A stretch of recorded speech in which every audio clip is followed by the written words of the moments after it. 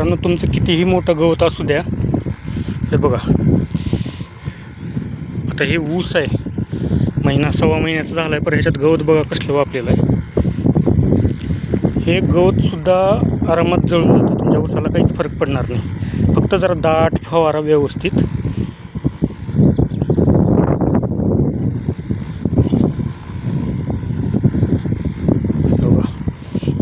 फक्त फवारताना एकदम निवांत आणि न चुकता, म्हणजे शक्यतो चुकू नये. आणि अजून एक विशेष महत्त्वाची गोष्ट, तर तुमचं रान थोडंसं ओलसर पाहिजे, कारण ओलसर असलं का हे थोडंसं लवकर अपटेक करते. आता तुम्हाला हे व्हिडिओमधून थोडंसं म्हणजे ओलं असल्यासारखं वाटत नाही, पण ओलं रान आहे ह्याच्या खाली. म्हणजे आता उन्हाचं टेम्परेचर भरपूर आहे ना, त्याच्यामुळे वरची साईड थोडीशी वाळल्यावानी होते, पण आतमध्ये ओलं आहे.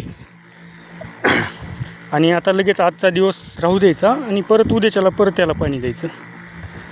एक 4 दिवस तुम्ही रान असं ओलं जरी ठेवलं ना, तर लई फास्ट गवत मरतं. तुमची शिपरट कसलीही राहू द्या,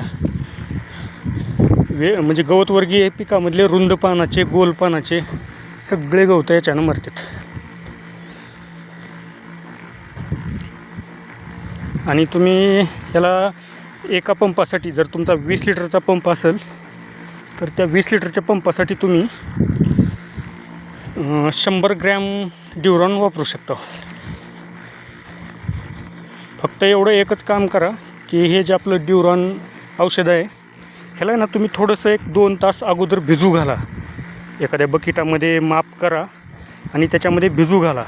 तुम्हाला खरंच सांगतो, जेवढं भिजल ना तेवढा ह्याचा म्हणजे इफेक्ट लई फास्ट आहे. यानं काय करतं आहे, गवताला सूर्यप्रकाश मिळू देत नाही, त्याच्यात अडथळा निर्माण करते. प्लस ह्यानं मध्ये जरी गेलं ना, म्हणजे जमिनीतून सुद्धा ह्यानं काम करते. त्याच्यासाठीच रान थोडंसं ओलं असलं का चांगला फरक पडतो आहे. आता हे बघा, आपलं भरपूर गवत झालेलं आहे आणि याच्यामध्ये तुमचं ऊस केवढाही असू द्या, काही अडचण नाही, आरामात मरते. ठीक आहे मित्रांनो, धन्यवाद.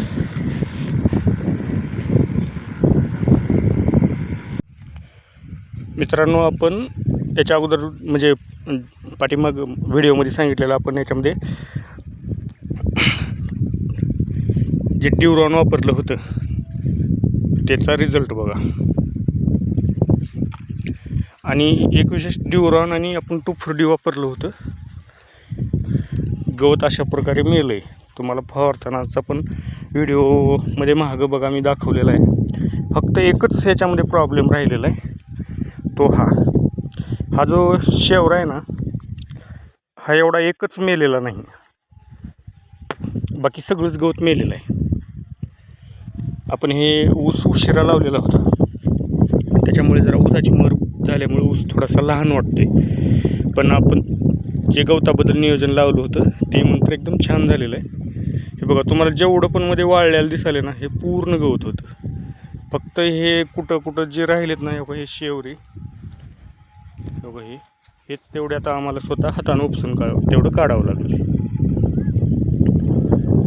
तर सांगायचा उद्देश काय माहिती आहे का, तुमचा ऊस कितीही लहान असू द्या, 2,4-D आणि ड्युरॉन, त्याच्यामध्ये तुम्ही जर गवत लईच असेल वेगळ्या प्रकारचं, तर त्याच्यामध्ये तुम्ही मेट्रिबेंजिनसुद्धा मिसळू शकता आणि एकदम शांत निवांत फवारणी करायची, मस्त रिझल्ट येतो बरं.